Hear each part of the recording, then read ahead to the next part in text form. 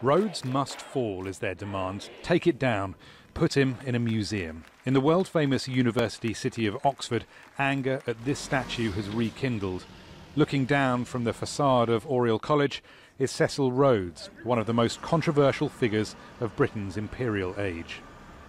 It is a bastion of white supremacy and racism, and it's inaccessible. Take it down. Rhodes the colonial believed in the primacy of the Anglo-Saxon race over all others, particularly the black Africans he ruled over. I am weak. I am. But the wealthy benefactor's foundation still brings students from around the world to study at Oxford.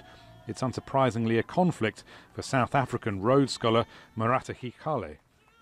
For many, many years, the Rhodes Scholarship was awarded to white men, which was essentially the work and forced labor of black people sponsoring the education of white men to further colonize and neo-colonize the rest of the world.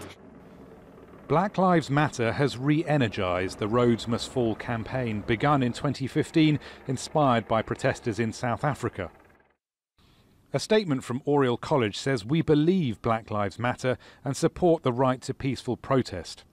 As a college, we continue to debate and discuss the issues raised by the presence on our site of examples of contested heritage relating to Cecil Rhodes.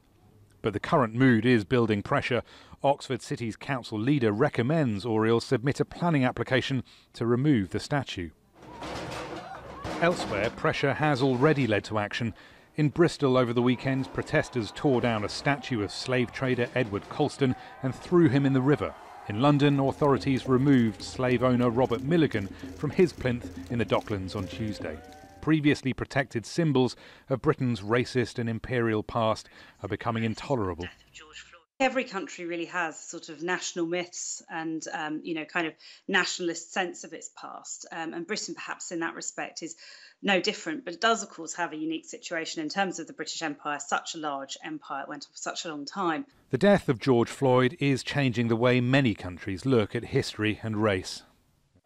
So different places, different figures. In Oxford, it's Cecil Rhodes. In Bristol, it was Edward Colston.